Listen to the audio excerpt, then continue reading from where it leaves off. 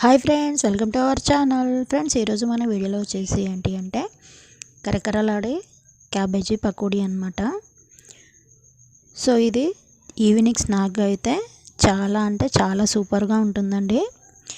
చిన్నపిల్లలు పెద్దవాళ్ళు అందరూ ఎంతో ఇష్టంగా టీ టైంలో తినే ఈవినింగ్ స్నాక్ అనమాట. సో కొన్ని చిన్న చిన్న టిప్స్ మనం కనుక పాటిస్తే కరకరలాడుతూ చాలా బాగా క్రిస్పీగా వస్తాయి అన్నమాట. సో ఫ్రెండ్స్, అది ఎలా ప్రిపేర్ చేయాలనేది ఈ వీడియోలో నేను మీకు కంప్లీట్గా చూపిస్తాను ఫ్రెండ్స్.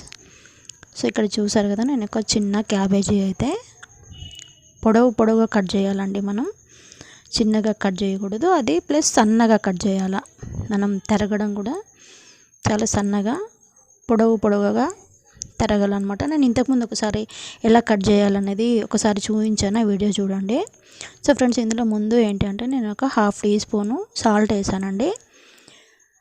సో దీన్ని బాగా మనం సాల్ట్ పట్టించాలి. అప్పుడు దీంట్లోంచి మనకి వాటర్ వస్తుందన్నమాట బయటికి. మనం ఇంకా ఎక్స్ట్రా వాటర్ ఏం యాడ్ చేయకుండా సో ఇందులో నుంచే మనకి చాలా వాటర్ అనేది బయటకు వస్తుంది. సో ఫ్రెండ్స్, నేను అది కలిపి చూపిస్తాను మీకు. చూసారా, ఇందాక నిండా ఉన్నది ఇప్పుడు సగానికి అయిపోయింది దాదాపుగా. సో ఫ్రెండ్స్, ఇప్పుడు వచ్చేసి నెక్స్ట్ మనం కారం అండి, కొంచెం పసుపు, 1 స్పూన్ ధనియాల పొడి అండి, టీ స్పూన్ ధనియాల పొడి, కొద్దిగంత గరం మసాలా. ఇవన్నీ వేస్తేనే మనకి ఏంటంటే మంచి టేస్ట్ వస్తుంది. కొంచెం కరివేపాకు. ఇది చిన్నపిల్లలు తినరు అనుకుంటే కొన్ని పచ్చిమిరపకాయలు కూడా కట్ చేసి వేసుకోండి, చాలా బాగుంటాయి అవి. సో చూసారా ఫ్రెండ్స్, ఇవన్నీ నేను కలిపాను. ఇందులో మనం ఇంకా పిండి యాడ్ చేయలేదండి, జస్ట్ వేసిన మసాలాలు మాత్రమే మనం కలిపి పెట్టాము దాంట్లో. ఇప్పుడు వచ్చేసి 2 టీ స్పూన్లు బియ్యం పిండి అండి. బియ్యం పిండి వేస్తేనే మనకి కరకరలాడుతూ వస్తాయి అన్నమాట. లేకపోతే 1 స్పూన్ బియ్యం పిండి, 1 స్పూన్ కార్న్ఫ్లోర్ కూడా వేసుకోవచ్చు మీరు. నెక్స్ట్ వచ్చేసి 1 స్పూన్ శనగపిండి వేస్తున్నాను ఇక్కడ నేను. ఇవేంటంటే 3 టేబుల్ స్పూన్స్ వేస్తాము మనము, 3 టేబుల్ స్పూన్స్ వేస్తాము. ఇది కలిపి మనం చూడాలండి పిండి సరిపోతుందా లేదనుకుంటే కొంచెం శనగపిండి యాడ్ చేసుకోండి. మనకి ఇలా పకోడీ వేయడానికి ఇలా ఉంటే సరిపోతుందన్నమాట. సో ఫ్రెండ్స్, ఇక్కడ నేనైతే పాన్ పెట్టాను, ఆయిల్ పెట్టాను, అది హీట్ అయింది. సో ఇలా మనం పకోడీలు వేసుకుంటూ